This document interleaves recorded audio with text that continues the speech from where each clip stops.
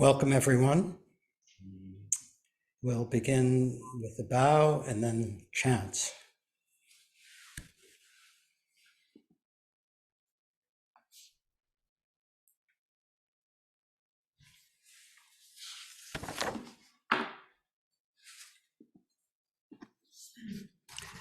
Hum.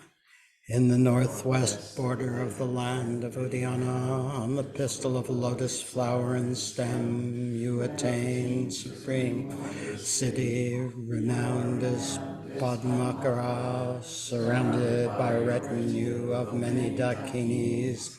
Following you, I reach accomplishment. Please come and grant your blessings, Guru Padma Siddhi Om. In supreme, unchanging, great bliss, Vajradhatu, forefather who emanates and gathers all Kayas and Buddha feels, glorious God, Lord of oceans of Mahakalas, we supplicate the Guru, the primordial Buddha. From the wisdom play of all pervasive compassion, you continually appeared as the accomplished charioteers of the teachings of India and Tibet, and especially of the Kagyu and the Nyingma. We supplicate you in particular as the magical emanation of sacred wisdom, Lord, virtues of hearing, contemplating, and meditating, manifested for our sake as Buddha activity, Choki Gyatso, we supplicate at your feet, actualizing the wisdom of ultimate dharmata, confusion exhausted at its base, your spontaneous came forth, apparent existence perfect as the one mandala of Dharmakaya. We supplicate space, Chirki Gyatso, by the power of birth and death, being naturally pure in enlightenment, with a vision of compassion beyond decrease or increase, looking after us disciples who are left behind. Please ripen and free our beings, perfecting the excellent path of the effortless jnana. Glorious Guru, may our minds mix with yours, thoroughly liberated in the youthful Vaz body, endowed with the six qualities. May we perfect the two benefits.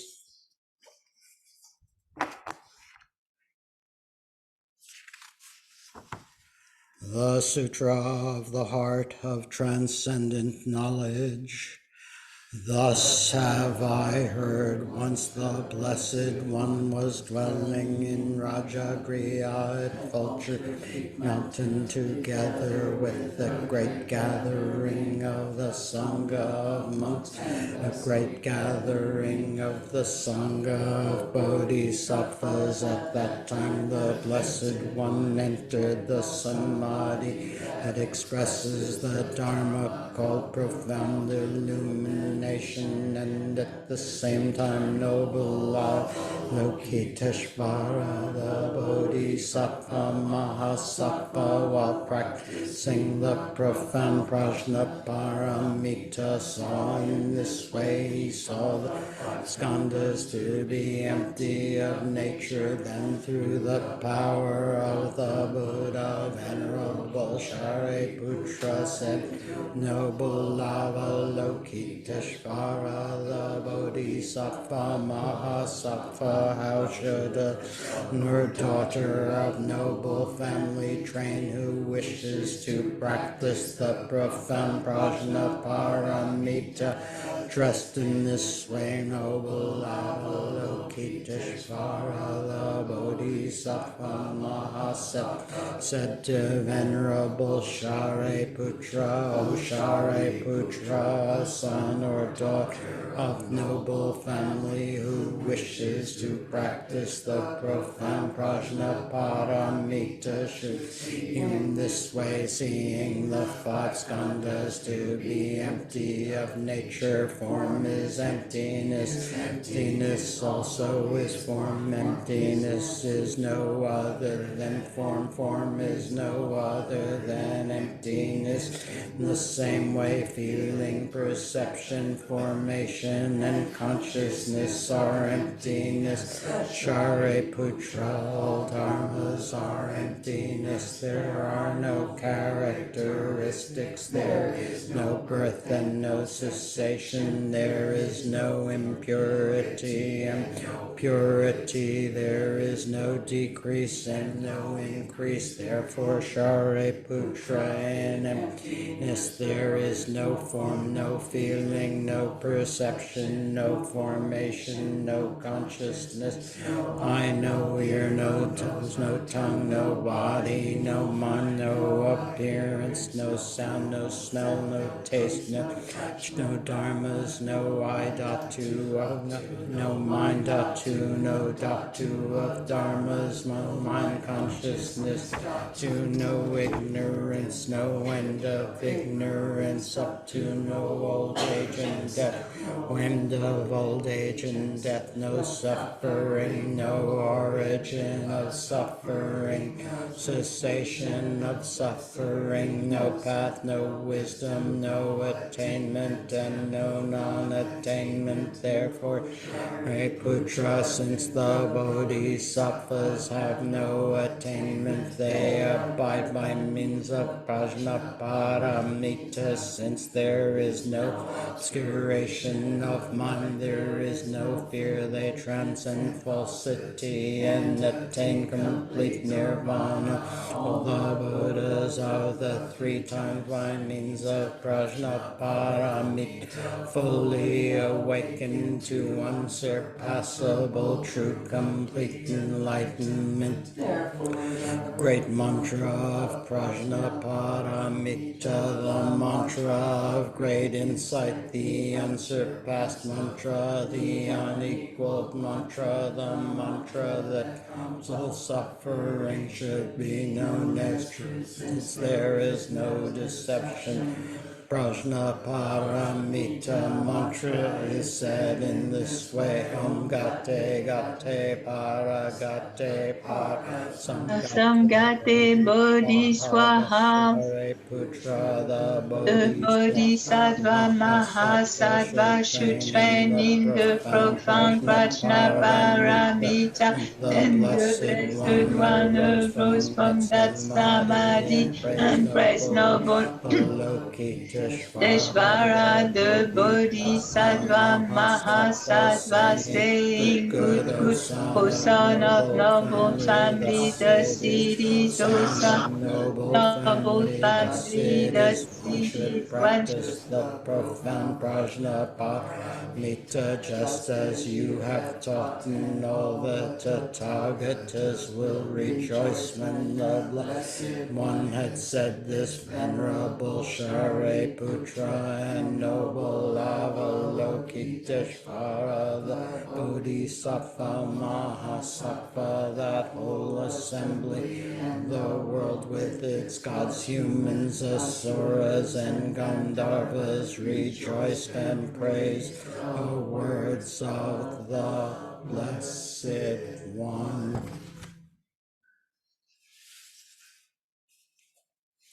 We'll now sit for 10 minutes.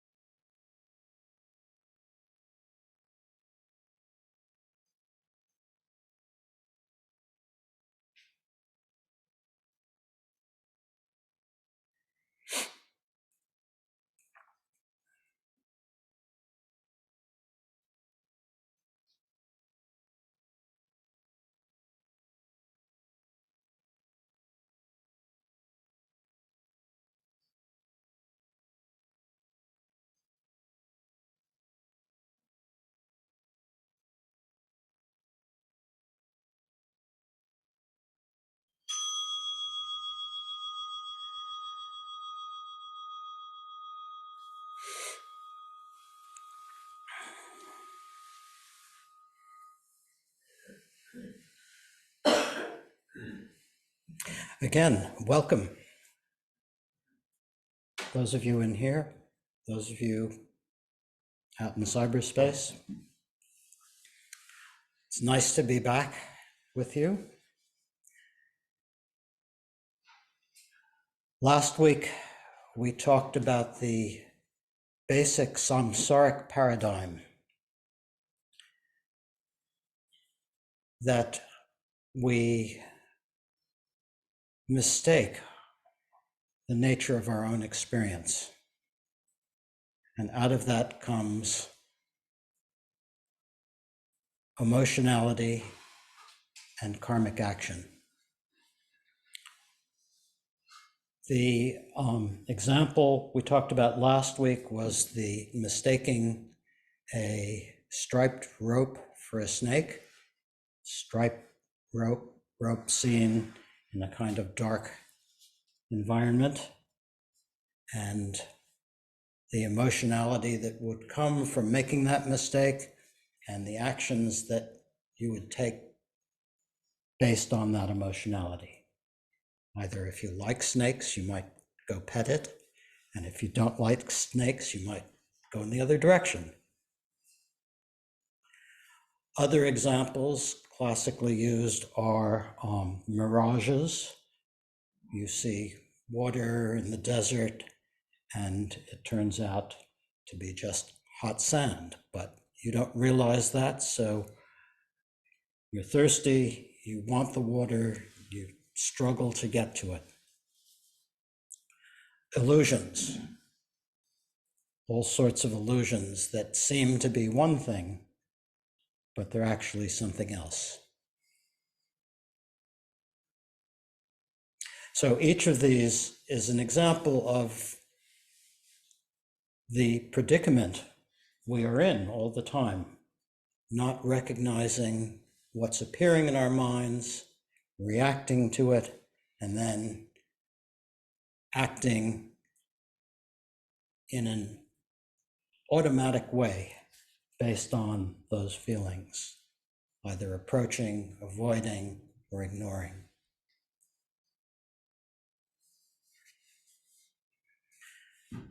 So that's the background for this whole course. This week, we'll get into the methods that we use to reveal the actual situation of our experience. But before we do that, I thought it would be helpful to give some background on these teachings.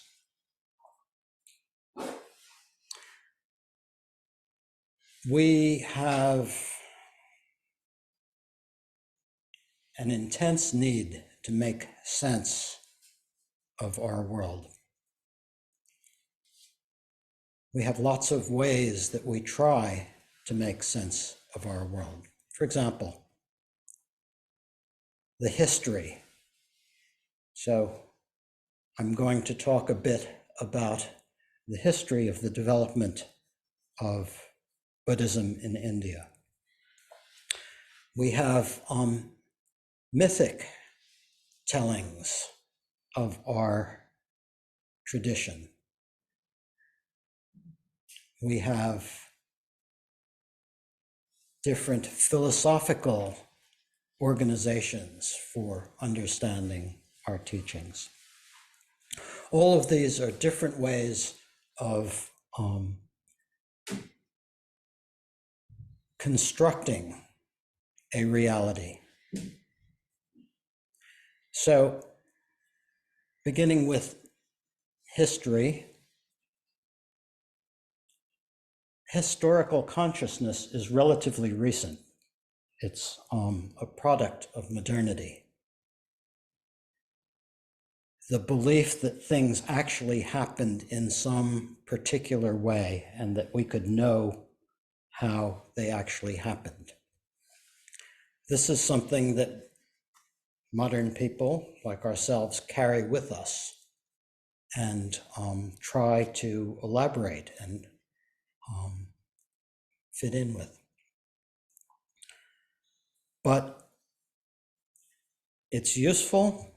It's a way of understanding a lot of different experiences, but as any product of the intellect, it's also delusive in a certain way.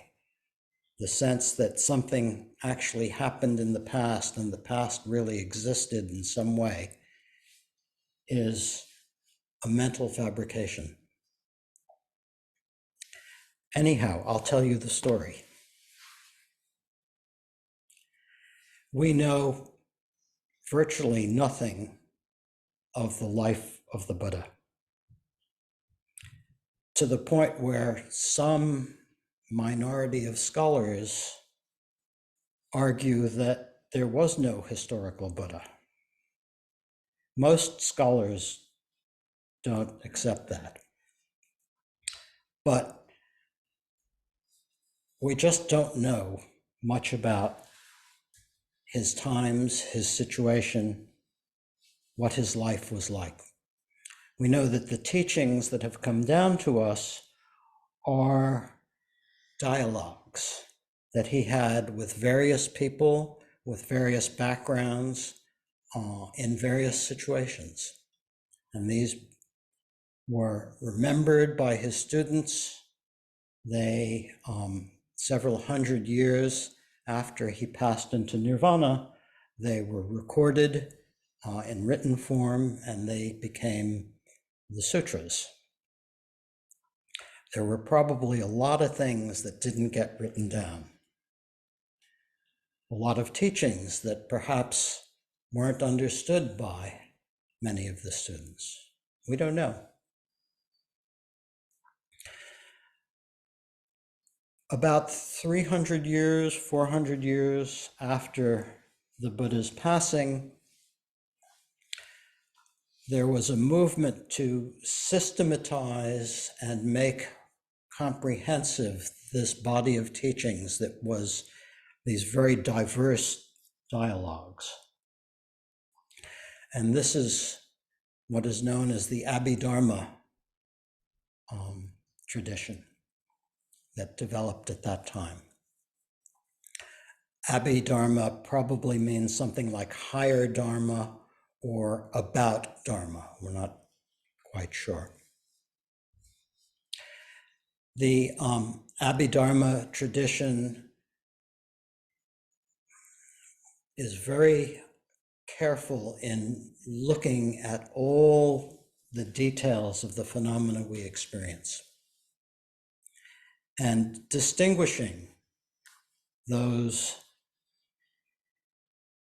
elements of our experience from the larger conceptions we have about them.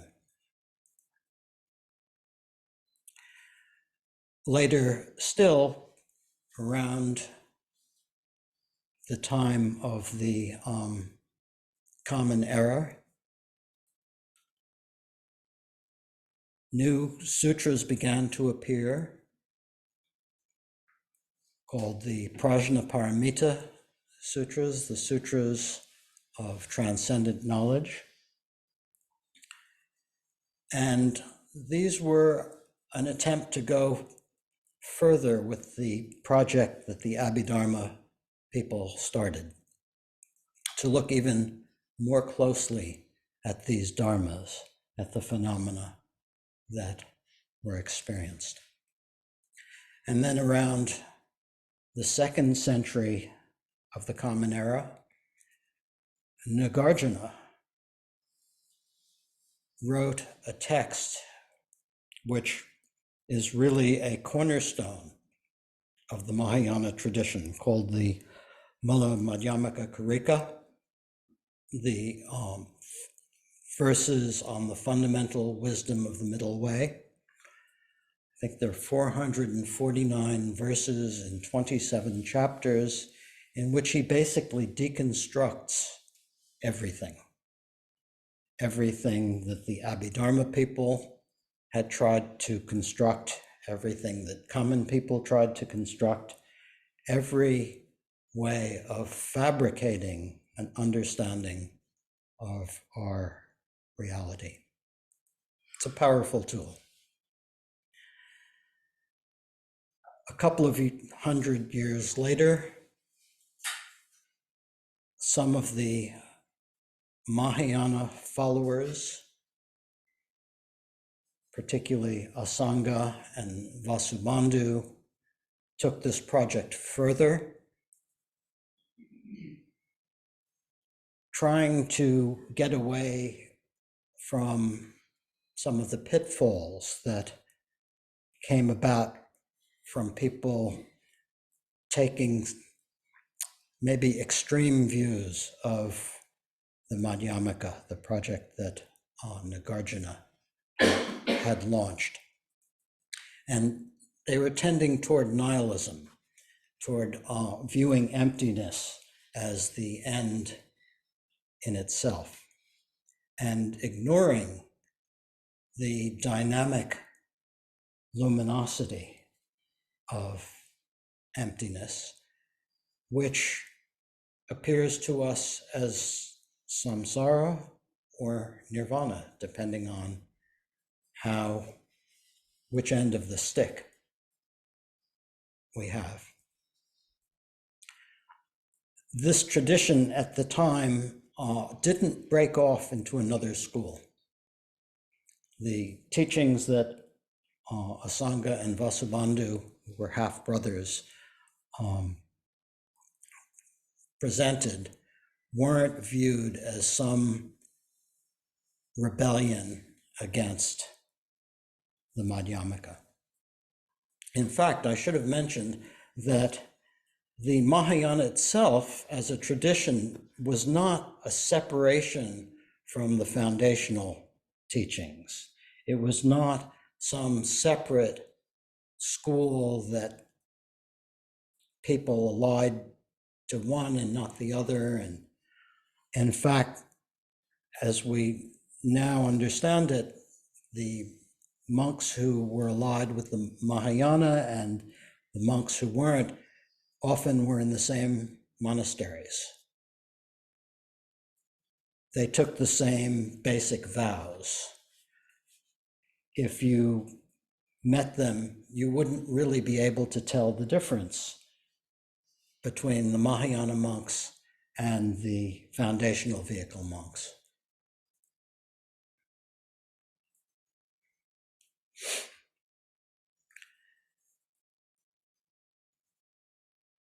Still later, maybe another couple of centuries later,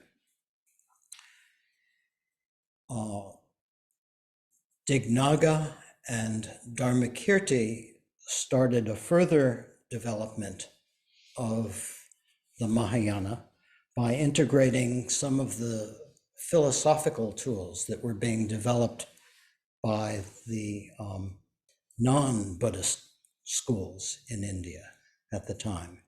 And they looked into the way perception and logic worked and produced further methods. It's often called the logico-epistemological school, but that's really quite a mouthful. Still, little later, another cycle of sutras appeared, the Tathagata Garbha Sutras, the sutras on Buddha nature, which further elaborated on the Mahayana. So that's kind of a rough, quick and dirty history of the development of the teachings that we're going to be talking about. Later still, things became more scholastic often, and there are lots of arguments and debates and sub-traditions and this and that. It got complicated, particularly when the teachings came to Tibet. There were lots of conflicting approaches and so on. We're going to basically be sticking with the somewhat simpler versions of things.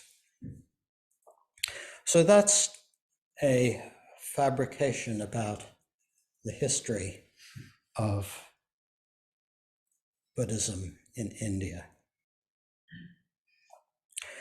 We know the traditional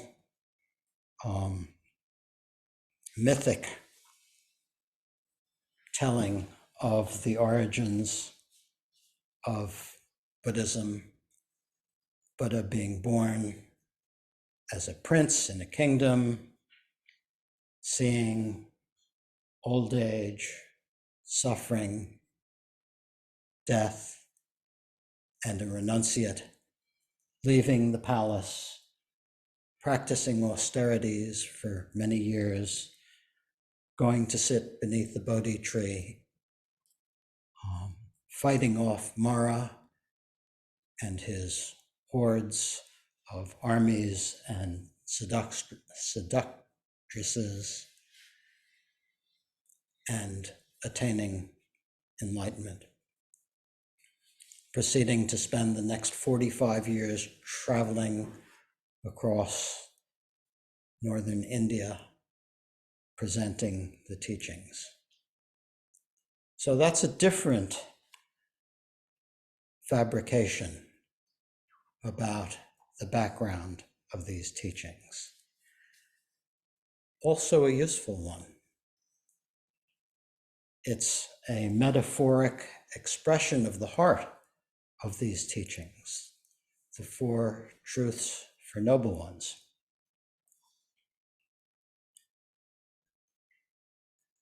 The particular fabrication that we're going to be talking about this week and the next 4 weeks is what's known as the four schools. And this probably developed in India later on, fairly late in the history of Buddhism in India, which would probably be the 9th, 10th, 11th century, sometime around there, and then was elaborated on in Tibet. And the four schools are a way of categorizing and making sense of the progressive, more and more subtle and profound teachings. They're not actual schools. In fact, some of them may not have even existed as people who were following the tradition that they're supposed to have followed. But it's still a useful way of grouping views that can provide insight to us as we journey on this path.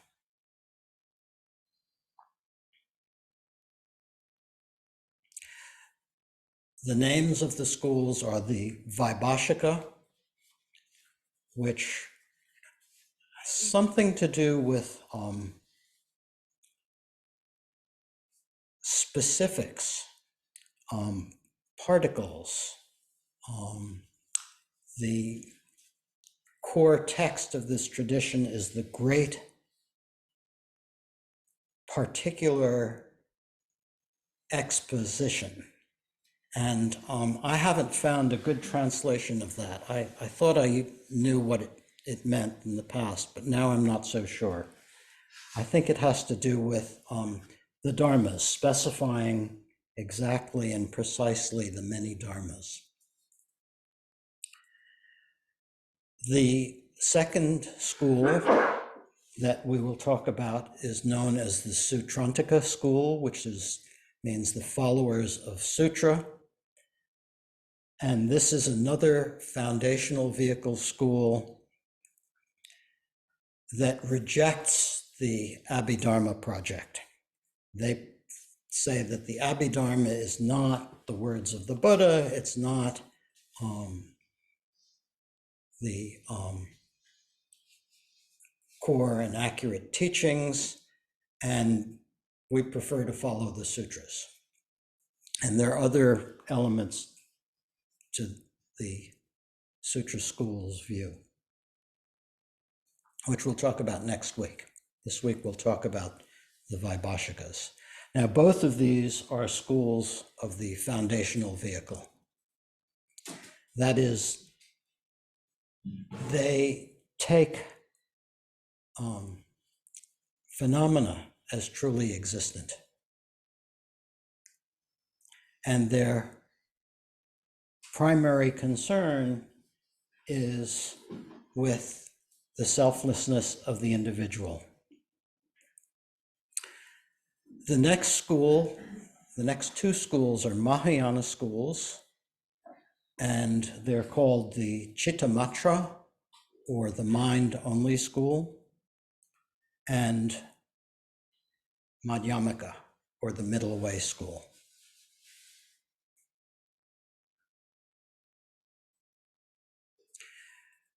Very roughly speaking, the Chittamatra, mind-only school, is said to originate with Asanga and Vasubandhu, although I think that's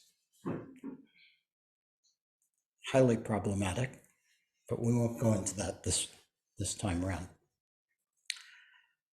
The Madhyamaka school, the middle way school, originates with Nagarjuna.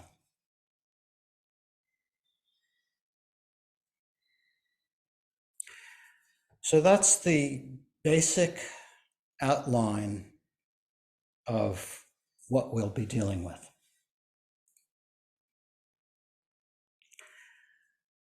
Tonight we'll look in a little bit more detail at the Vaibhashika school, and rather than my telling you a lot about it, I'll talk about it a little bit, and then we'll do some contemplations that get to the heart of what they are trying to do, what methods this school is presenting that apply to our situation.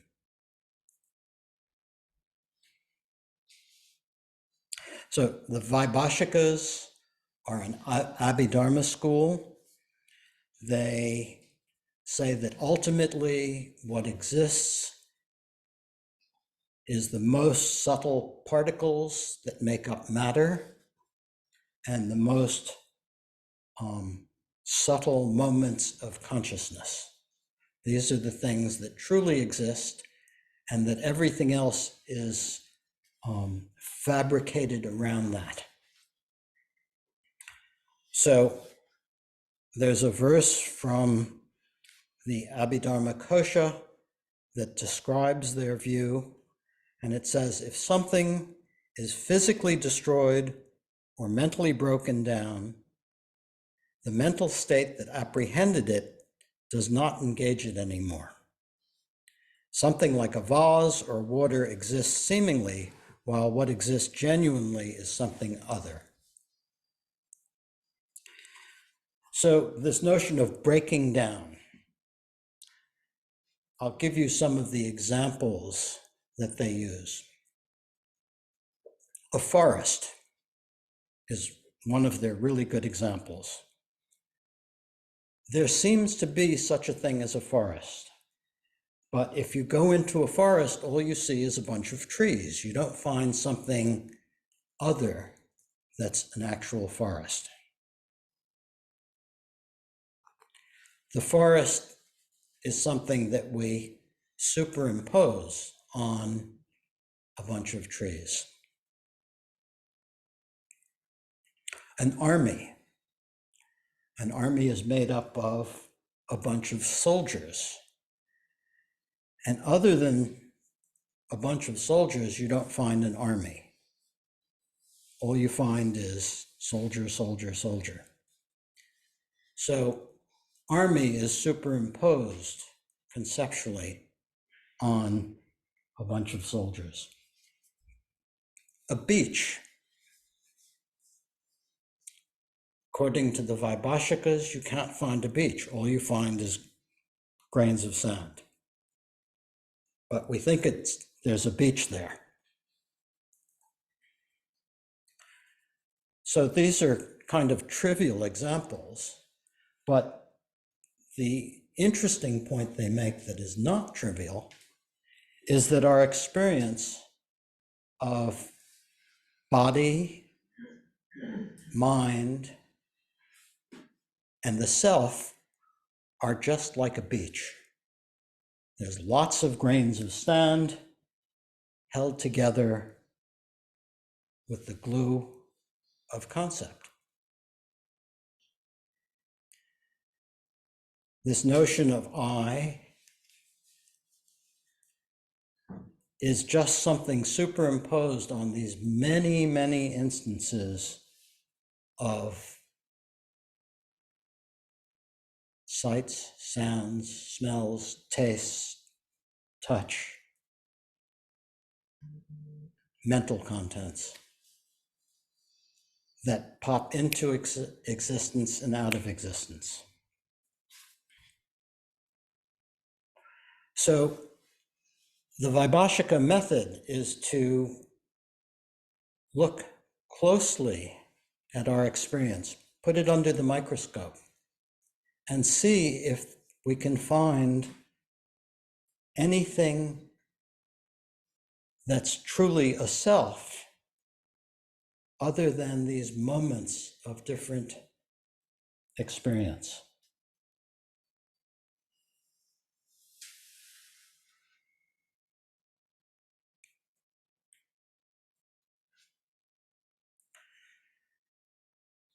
So before we go any further, I want to see if there are any questions, and then we'll get into the contemplations. So those of you who are online, if you have questions, please type them into the chat, and Peter will read them out loud.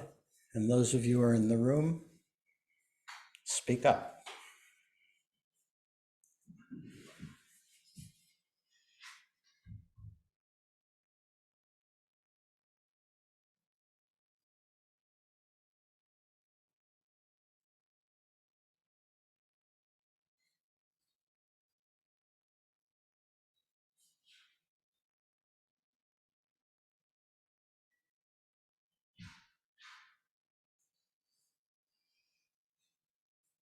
So one from online so far is, wouldn't the tree also be a conceptual overlay? Certainly would.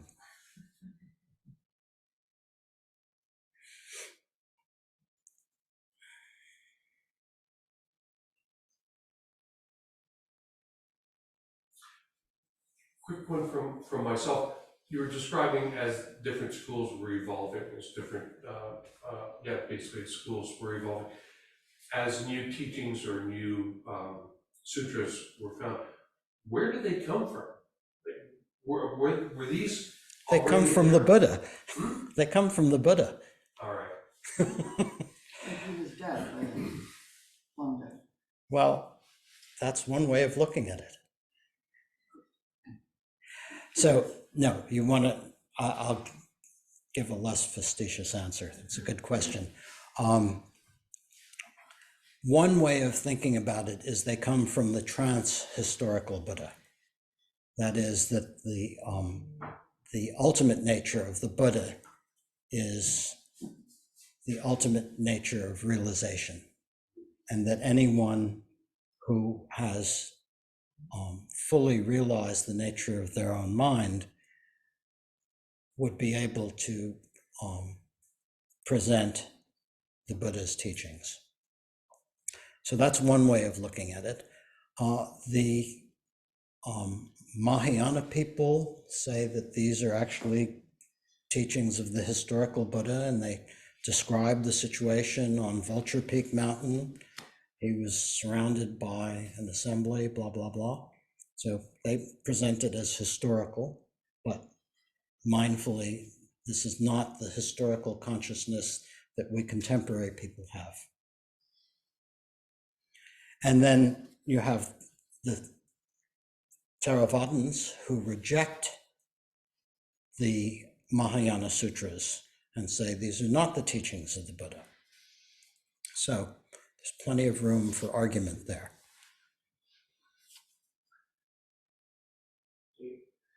Can it be said relatively truly that the Vaibhashika view just needs more deep looking? To be what? To be the Mahayana?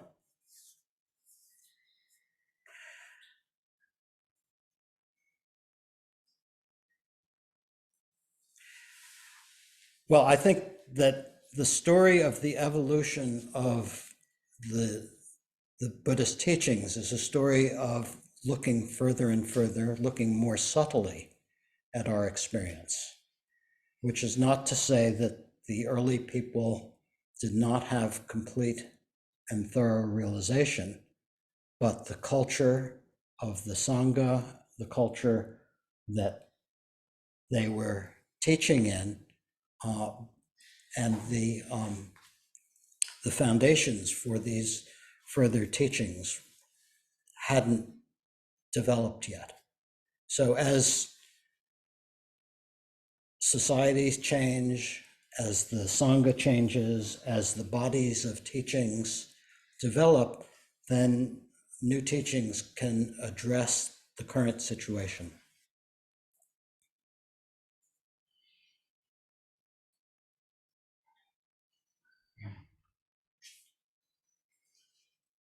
Just to be clear, the Vaibhashikas did finally have something, little atomy things, dharmas or something that were truly existing. Is that right? That's right. Yeah. So They said break down the tree and break down the tree and break down the tree. they broke it down to the point where they decided there must be some sort of elemental particles, atomic type particles, and they had theories about how these were arranged and fit together, and moments of consciousness. To them, those were ultimates, things that were ultimately real.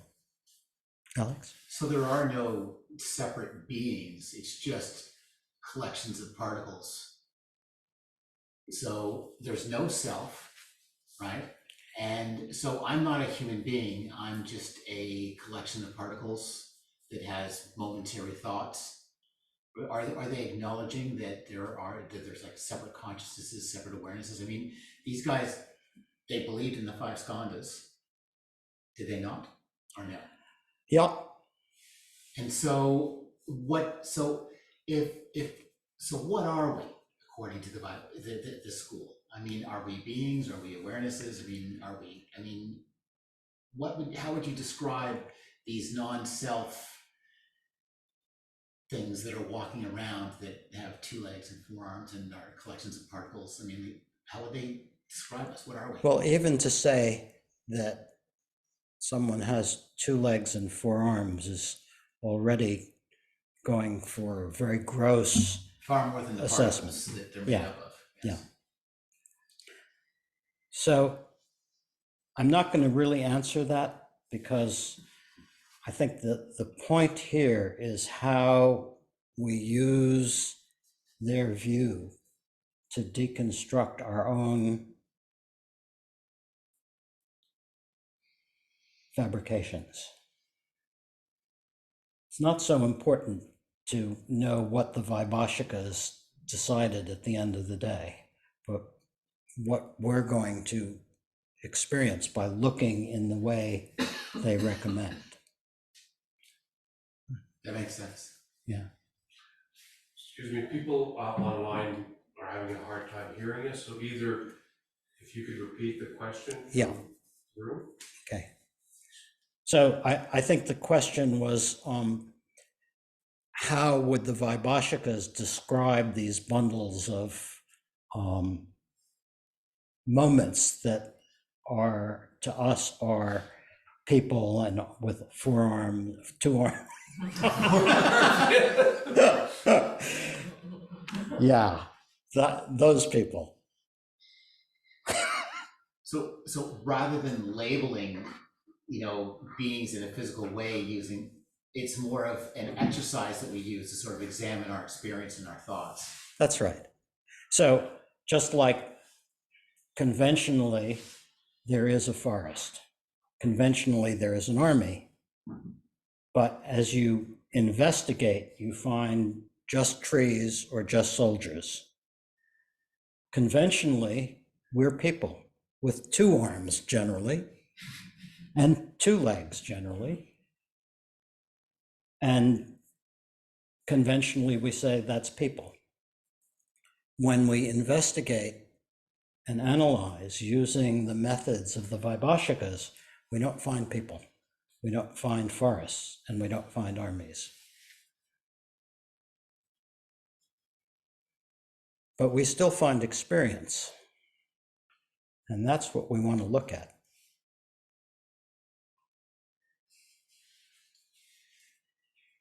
Are they saying the moments of consciousness also truly exist? Yes, they do. And what is the difference between the mental states that apprehend something before and after it is broken down in the Vaibhashika view?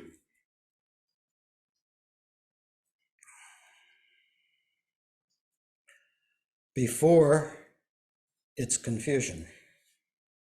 After, it's freedom.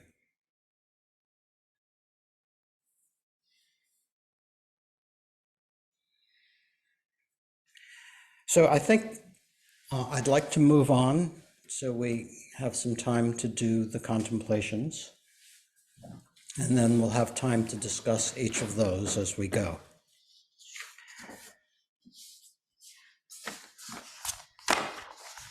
I happened on something that I want to read to you about contemplation from Jamgam Kuntrul's Treasury of Knowledge. I thought this was helpful.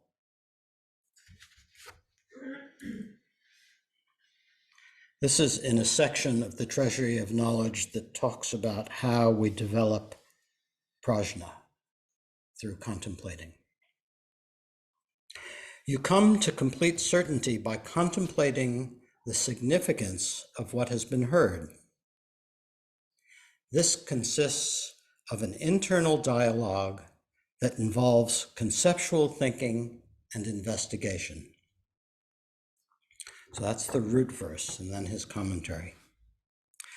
That is to say, by using the sublime intelligence, prajna, that derives from contemplation, you come to complete certainty concerning the significance of the teachings you have heard. This means that under the circumstances, you reflect thoroughly on the conventional words used and their meanings, eliminating any superfluous indecision through a precise process of examination and investigation. For even though you might understand something in a rough way after having heard it once, this does not bring you the certainty that comes with a definitive conclusion concerning what exactly is meant. It is when you examine each and every word and its meaning, bringing numerous scriptural citations and kinds of reasoning to bear on these, that you authentically arouse in yourself an awareness that entails certainty on a very fundamental level. As to how this process of contemplation is carried out, it involves what can be called an internal dialogue, involving both conceptual thinking on a more obvious level and mental investigation on a more subtle level. These are used to evaluate the topics concerning what one needs to know.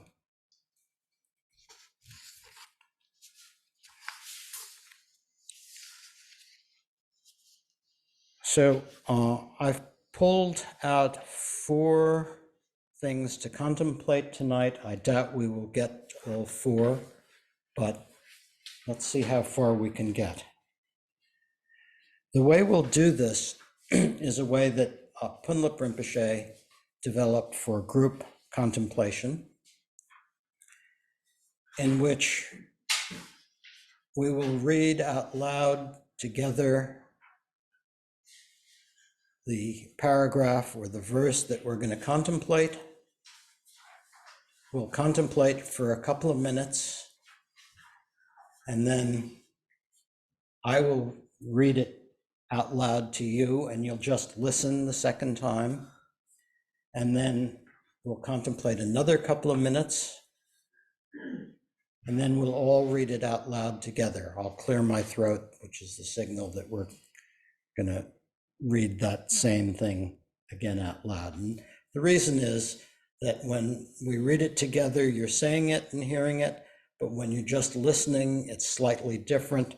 It might strike you a little differently. Then we're going to read it out loud together. And then, as Control says, the contemplation involves making sure you understand the words and perhaps reading them over a few times to yourself and then reflecting on what it means, making sure you understand the logics of what's being presented. Those of you who are on Zoom, please keep your microphone muted, and you can also say it out loud along with us. And please do join us in the contemplations. So these contemplations are all about the selflessness of persons. And they're all related to this fundamental concern of the Vaibhashikas to deconstruct this erroneous imposition of a self on this dynamic display of dharmas, of phenomena. So is it clear what we're going to do? Okay, so we're going to start with the quote from Progressive Stages of Meditation on Emptiness.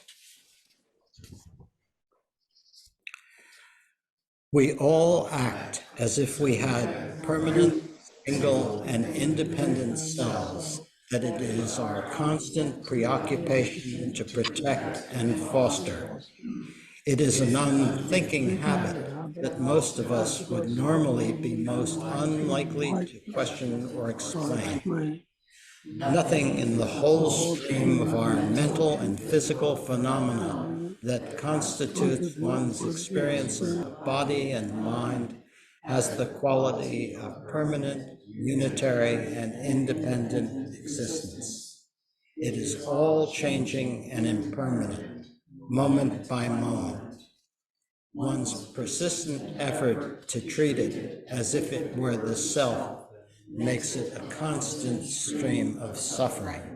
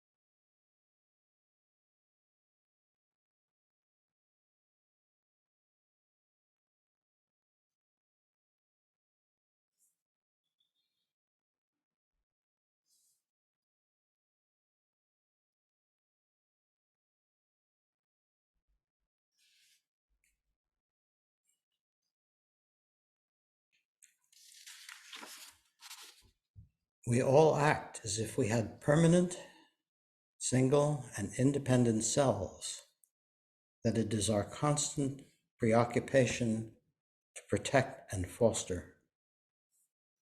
It is an unthinking habit that most of us would normally be most unlikely to question or explain. Nothing in the whole stream of mental and physical phenomena that constitute one's experience of body and mind has the quality of permanent, unitary, and independent existence. It is all changing and impermanent, moment by moment. One's persistent effort to treat it as if it were the self makes it a constant stream of suffering.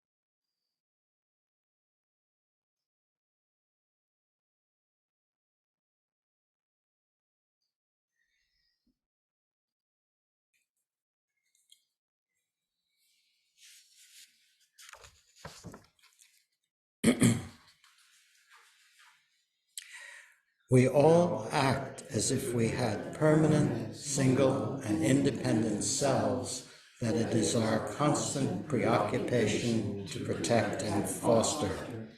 It is an unthinking habit that most of us would normally be most unlikely to question or explain. Nothing in the whole stream of mental and physical phenomena that constitutes one's experience of body and mind has the quality of permanent, unitary, and independent existence. It is all changing and impermanent, moment by moment. One's persistent effort to treat it as if it were the self makes it a constant stream of suffering. Let's go on and contemplate the verse from Chandrakirti that comes next. First, thinking me, they cling to self. Then thinking, this is mine, attachment to things develops. Beings are powerless, like buckets rambling in a well. I bow to compassion for these wanderers.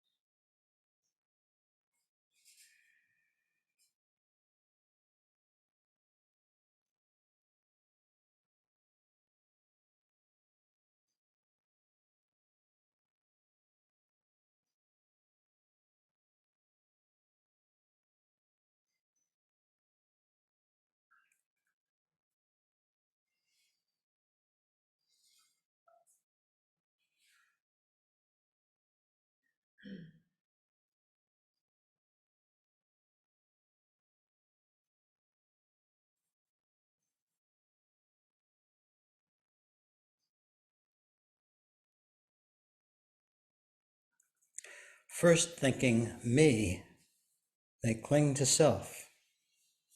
Then thinking, this is mine, attachment to things develops. Beings are powerless, like buckets rambling in a well. I bow to compassion for these wanderers.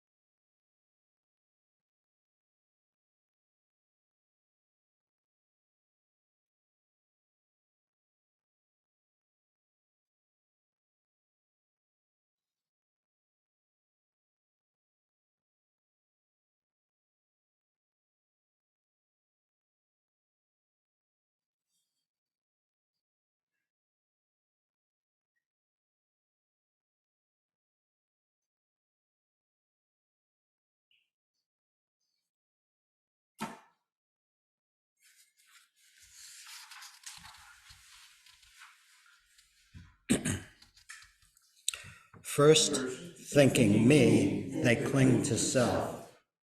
Then thinking, this is mine, attachment to things develops.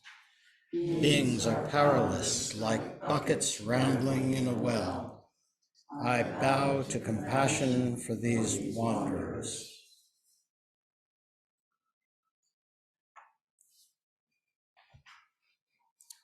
So, what was that like?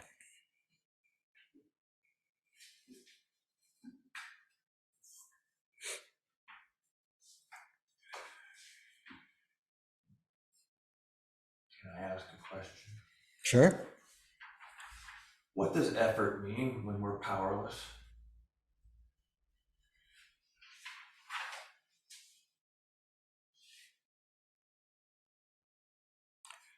What do you think? I want to jump ahead to a further school to answer that question. So I don't know. We're persistently trying to have persistent effort to cling to a self, yet we're like buckets rambling in the well powerlessly. We're called upon to have right effort on the path, to exert. Yet there's this, coming back to this powerlessness of things being interdependent. You're not independent, et cetera, et cetera. Okay, so the question is, what does effort mean, particularly right effort, when we are powerless? And I think the answer is that the reason we study the view, contemplate it, and meditate within that is we will be impelled to realize selflessness by doing that, powerlessly driven to enlightenment. So is the effort just a reflection of powerlessness? Because it's driving us, we're not driving him. The question is the effort a reflection of our powerlessness? I think the point is more that even though we are powerless, we have choices to make. And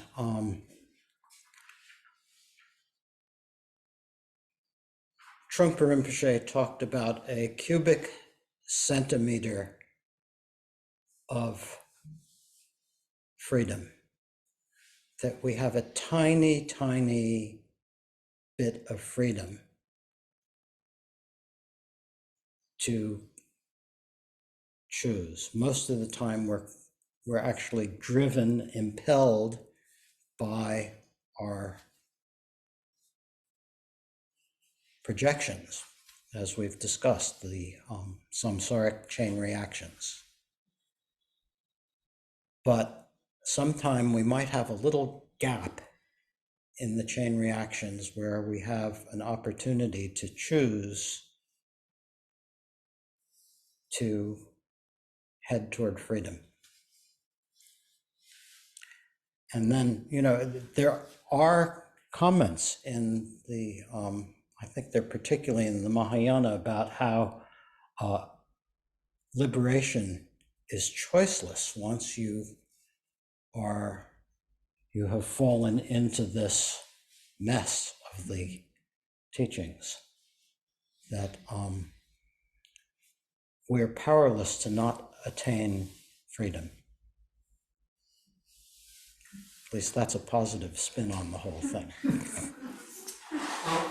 How long does that take?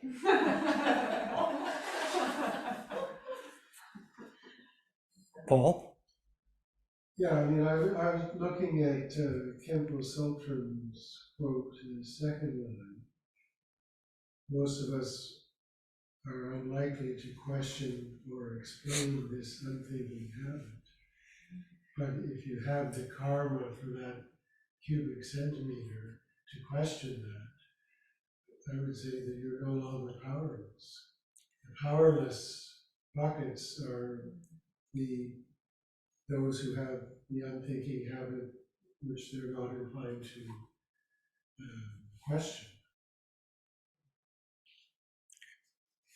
Do you think people could hear that, Peter? Online? I think so. Okay. I think that's a good point, Paul, that our powerlessness decreases as we become more able to recognize our karmic momentum, more able to recognize what's appearing in our minds as just mind stuff, like dreams or illusions. That is where freedom comes in and we're no longer powerless. Is that your point, Paul? Yeah. Just a quick corollary is the final sentence of that Kempo Sotram Gyamso. One's persistent effort to treat it as if it were self makes it a constant stream of suffering. It takes effort to keep that up. And that's maybe where a gap comes.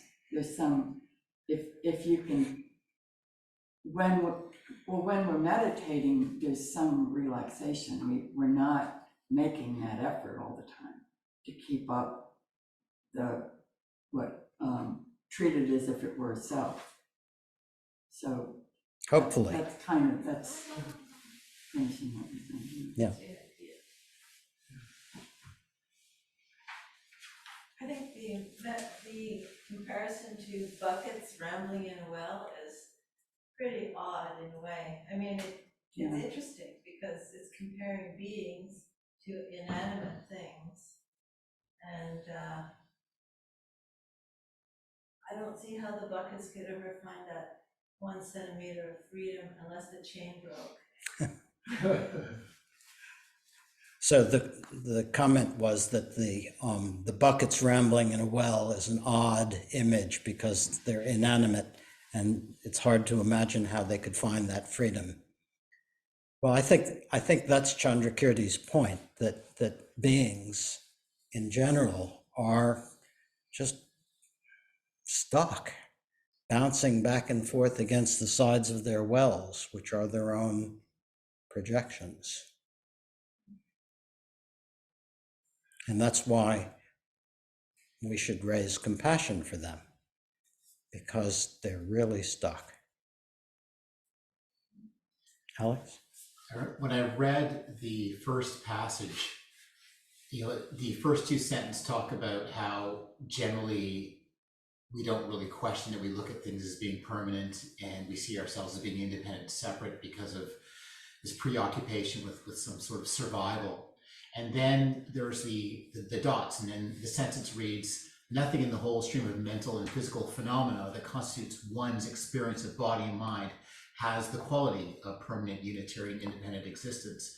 And when I first read it, I was like, what are you talking about?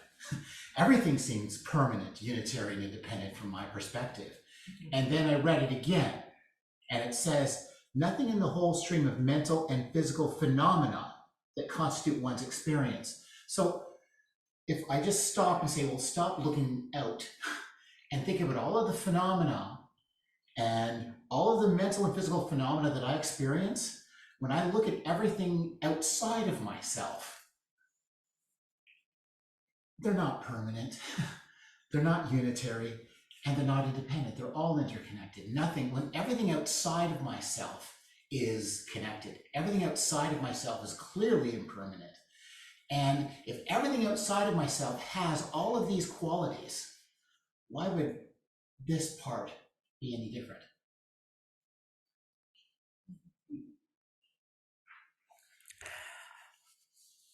I'm afraid we're running out of time. We're down to the wire here. I'd like to assign some homework, which is to take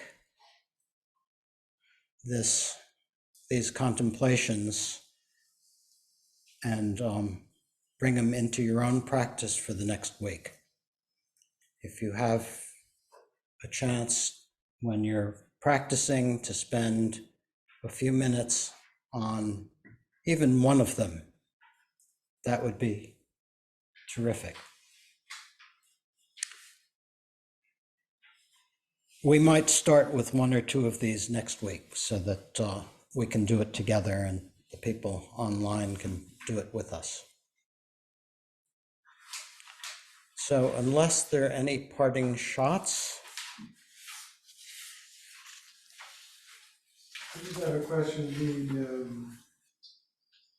presenting this as an example of the particular approach.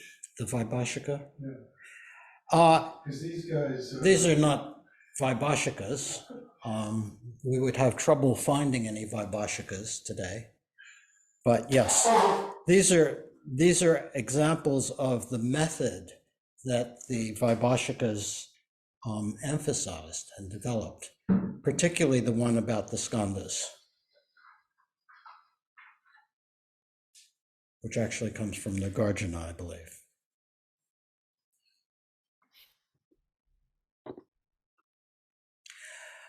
Well, thank you very much. Appreciate being able to be here with you and to talk about these things with you. I hope I haven't blabbed too much tonight.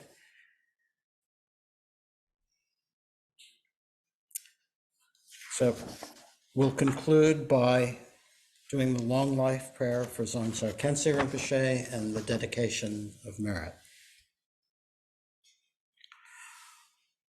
Om Savasti, skull garland, lotus saruka, conqueror of Maras, whose deathless natural wisdom mind has transformed the root of existence into great Vajra bliss, subjugator of apparent phenomena, please shower the blessings of immortality.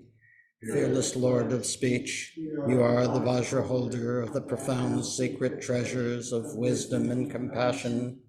Victorious one of all-pervading activity, may your three secrets remain indestructible and everlasting.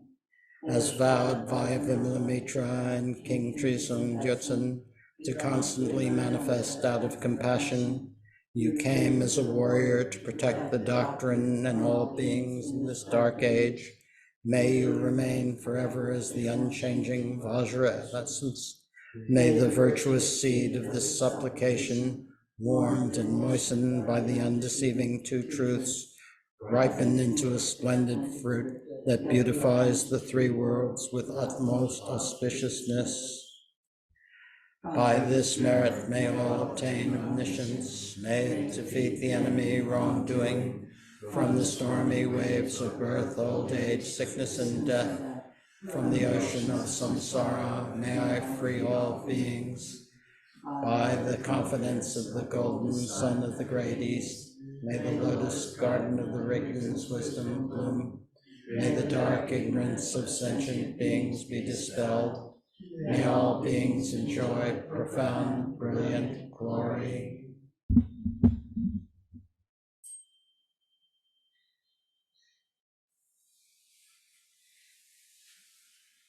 Thank you.